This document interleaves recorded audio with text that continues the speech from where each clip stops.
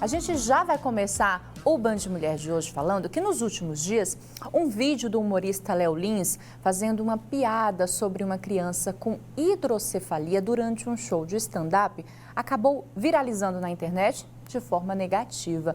O humorista, inclusive, chegou a ser demitido da emissora em que trabalhava. Por isso que a gente hoje vai entender um pouquinho melhor sobre essa doença e, claro, quem vai esclarecer é o neurocirurgião, o Dr. Carlos Scardovelli. Doutor, muito boa tarde, obrigada pela companhia do senhor mais uma vez aqui no Band de Mulher, viu? Boa tarde, obrigado pelo convite. Interessantíssimo o tema, né? Porque realmente as pessoas precisam saber que isso acontece. Não precisa ser dessa forma, mas... Infelizmente, não é uma piada de muito mau gosto. Sem dúvida. Comece explicando pra gente o que é a hidrocefalia e até durante aqui a gente estava no bate-papo falando de hidrocefalia e microcefalia, né? Porque tem diferença. Então, já queria que o senhor explicasse essas duas doenças, essas duas patologias. A hidrocefalia é um acúmulo excessivo de líquido no interior do cérebro.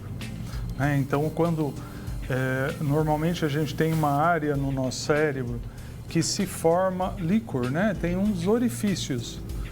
E esse líquor, ele vem pelo cérebro, sai por fora e ele é absorvido aqui em cima, numa grande veia que é o seio sagital superior. Então, olha, tem um orifício aqui que forma líquor, ele tem que passar por estruturas, vir para fora do cérebro para ser absorvido. Qualquer obstrução que acontecer nesse circuito vai acumular líquido dentro do interior do cérebro, causando uma dilatação dos ventrículos e aumentando o tamanho da cabeça, geralmente do recém-nascido. Nós temos basicamente duas formas de hidrocefalia que acontece comumente no recém-nascido ou na pessoa de mais idade. Muitas pessoas são diagnosticadas com Alzheimer e, na verdade, têm uma hidrocefalia de pressão normal, que é uma forma curável de demência. Mas existem essas formas que acontecem muito no bebê. Como a criança tem as fontanelas abertas, o cérebro começa a empurrar o osso. E isso vai crescendo o tamanho da cabeça da criança, gerando uma macrocrania. Então, o que a gente acostumado a ver são crianças com cabeças grandes, causadas por essa dilatação. Eu já cheguei a ver criança que não consegue levantar da cama porque a cabeça é tão grande que o corpo não consegue, o pescoço não consegue sustentar. E isso, é claro, acaba atrapalhando todo o desenvolvimento da criança. Todo o desenvolvimento. Hoje em dia, a gente, quando diagnostica a hidrocefalia, a gente faz uma cirurgia já intraútero para fazer uma drenagem, criar uma outra saída para esse líquido. Porque a gente pode criar uma saída por aqui e sem colocar válvula na cabeça da criança, né? Porque a válvula é um produto, é um corpo estranho, pode gerar infecção, pode gerar uma série de problemas. Lógico que isso você não vai encontrar em qualquer região. As pessoas precisam ter um bom suporte durante a gravidez, né? Fazer um pré-natal de maneira adequada. Às vezes um ultrassom vai perceber uma hidrocefalia já dentro do útero. Isso é muito importante, porque essa dilatação ventricular, ela começa a lesar o cérebro, causando disfunções cognitivas, causando alterações no desenvolvimento neuropsicomotor da criança. Então, essa criança vai mal na escola, você não sabe o porquê, mas geralmente os déficits são muito graves quando não corrigidos. Com relação à microcefalia, já é uma redução do tamanho do crânio. As fontanelas estão abertas. Se eu tenho o cérebro perfeito, ele vai empurrando o osso e vai formar o crânio normal, que geralmente vai se fundir ao redor de 1 ano e meio, 2 anos. Né? Aí o osso se funde e não consegue mais aumentar. Bom, se você teve uma lesão cerebral, é muito comum no caso do Zika vírus, né, que atingia muito, lesava o cérebro. A gente tem toxoplasmose, citomegalovírus, uma infinidade de vírus que pode afetar o cérebro do bebê intraútero e esse cérebro não desenvolve. Então, esse osso vai se soldar lá ao redor mais precocemente, porque não tem o estímulo de crescimento.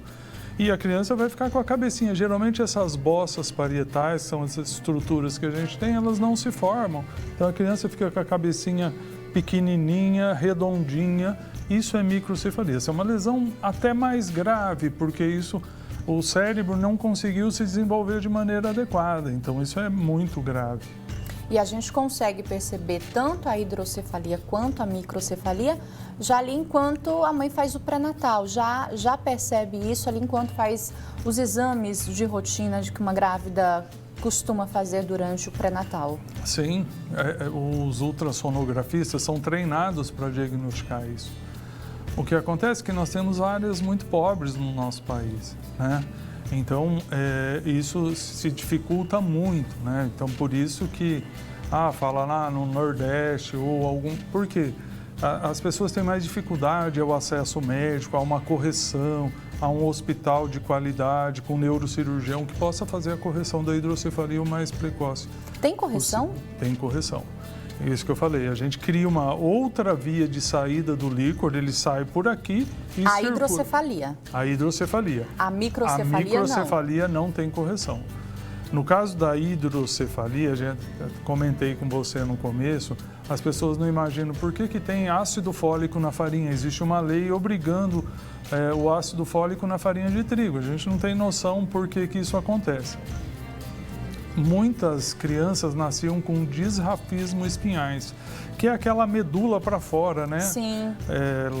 Aqui nessa região sacral. E existe uma suposição muito forte que seja deficiência de ácido fólico. Tanto que as mães, quando engravidam, o médico já prescreve o ácido fólico. O ácido fólico logo no início da gestação. Exatamente. Inclusive, alguns recomendam 6 meses antes. Exato, porque essa alteração ela vai acontecer nos primeiros 3 meses. Então tem muitos jovens que fazem esses regimes que não comem farinha. Então se não comer farinha, faz a reposição de ácido fólico. Porque principalmente as mulheres, se elas engravidarem e tiver uma deficiência de ácido fólico, aumenta o risco dessas síndromes, que é a síndrome de Chiari 1 e 2, ou disrafismo espinhal. 90% dessas crianças desenvolvem hidrocefalia.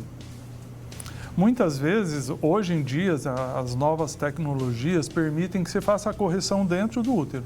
Mas muitas crianças nascem aí com esse disrafismo, a gente corrige 2, 3 dias depois do nascimento.